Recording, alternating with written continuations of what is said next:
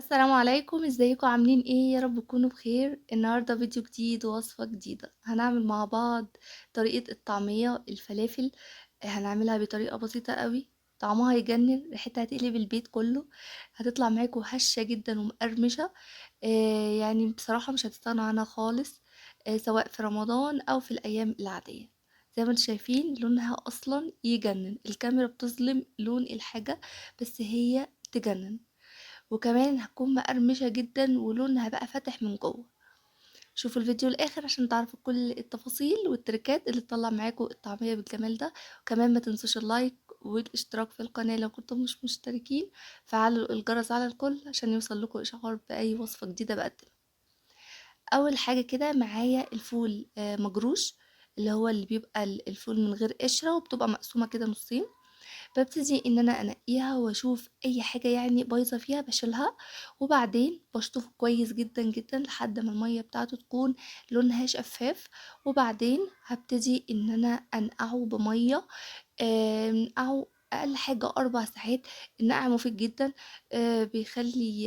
بيخلي الفول عموما ما يبقاش، يعني ما يعملش انتفاخات، وما يتعبش القولون قوي. فخطوة النقع دي مهمة قوي.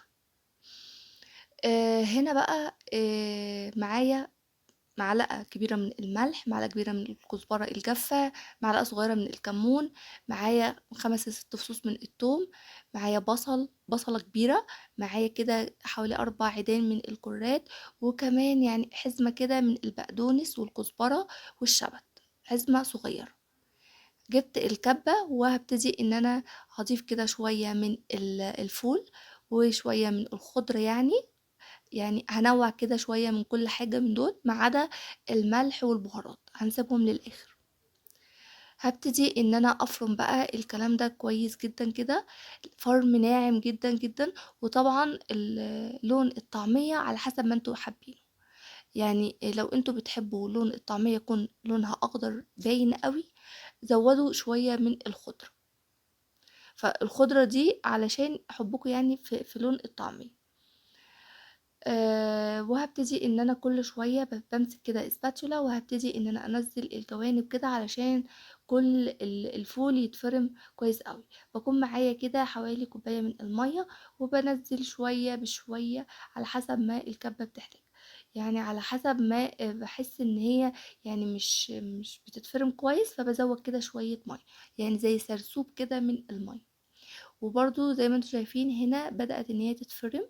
بس ببتدي ان انا كل شوية بنزل الطعمية اللي موجودة في الجوانب علشان كله يعني اتأكد ان هو اتفرم فرم كويس. اما بخلص كده شوية ببتدي ان انا اجيب بولة كده او طبق، وهبتدي ان انا افضي فيه كمية الطعمية. بسيب بس حوالي شوية كده تحت عشان تسهل عليا باقي الفرم، يعني تسهل عليا ما اجي افرم كمية تانية، تسهل عليا شوية وتتفرم بسهولة. هعمل بنفس الطريقة برضو، هبتدي ان انا اضيف الفول، وكمان هضيف شوية من الخضرة. يعني قطعتين كده من البصل، كام فص توم. وهبتدي ان انا افرم بقى كل الكمية زي ما حضراتكم كده شايفين. ما بخلص بقى كل الكمية ببتدي ان انا اضيف الملح والبهارات. في ناس بتستكفي بالخطوة دي، ما بتضيفش الملح والبهارات الا لما بتبتدي انها تقلي الطعمية. بس انا بصراحة يعني بخلص نفسي كده، بحب ان انا يعني اعمل كله بقى بسرعة كده، ما تجيش بقى ساعتها وابتدي ان انا اضيف لها توابل. فرمت كل كمية الطعمية فرم زي ما انتوا شايفينه ناعم كده. هبتدي ان انا اضيف التوابل اللي هي معلقة كبيرة من الملح، معلقة كبيرة من الكزبرة الجافة، ومعلقة صغيرة من الكمون. انا ما قلتلكوش في الاول كمية الفول قد ايه، كانوا حوالي 700 جرام من الفول، يعني اقل كده شوية من الكيلو الا ربع. وما حطيتش طبعا كل كمية الخضرة اللي انا وريتها لكم في الاول الفيديو. بعد بقى ما بخلط كل كمية الطعمية بالشكل اللي انتوا شفتوه، بفضي بقى في بولة كده كبيرة. وبعدين بجيب بقى الاكياس علشان هبتدي ان انا اخزن بقى الطعمية دي. طلعت معايا كمية حلوة جدا. احنا لو هنشتريها من بره بصراحة يعني هتضربي اضعاف كده الرقم اللي انت اشتريتي بيه الفول. موفّرة جدًا، جدًا وطعمها يجنن، خصوصًا بقى إن إحنا هنا كمغتربين يعني ما بنلاقيش جنبنا محل فول أو محل طعمية، فلازم طبعًا إن إحنا نكون الحاجات دي موجودة عندنا يعني في الفريزر يعني، فلازم دايمًا إن إحنا نخزّنها. بعد ما باخلّص بقى كل الكمية، طلّعت معانا الكمية اللي أنتم شايفينها دي، وسِبت كده شوية في الطبق باوريكم لون الطعمية يجنن، لونها حلو أوي، مش غامقة بقى ولا فاتحة أوي، لونها مضبوط، وكمان طعمها يجنن، مقرمشة جدًا وطعمها حلو أوي، جرّبوها هتعجبكم جدًا. جبت بقى شوية من السمسم وسخنت بقى الزيت كده كويس قوي، وهبتدي ان انا اعمل بقى الطعمية بالشكل اللي انتوا شايفينه، بحط لها بقى شوية كده من السمسم وبحطها في الطاسة علشان احمرها واوريكم قد ايه هي مقرمشة وقد ايه هي هشة جدا ولونها حلو قوي من جوه، طعمها بقى يجنن. بصوا بحطها بقى كده وهوريكم اللون بتاعها عامل ازاي، كان لونها حلو جدا بعد ما طلعت يعني بعد ما اتحمرت.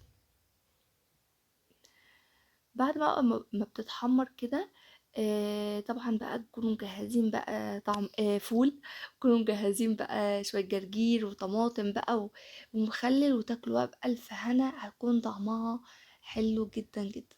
بصوا اللون بتاعها رهيب. طبعا كنا عاملين قبل كده في القناة تفريزات كتير جدا، خدوا لفة كده في القناة هتلاقوا التفريزات دي، وكمان هتنفعكم جدا في الأيام الجاية في التفريزات يعني أو في رمضان، وهتعجبكم جدا سواء سمبوسة بف او سمبوسة عادية، كلها تجنن. بصوا لونها رهيب وطعمها بقى يجنن، جربوها تعجبكم قوي، واشوفكم بقى في فيديو جديد ومع السلامة.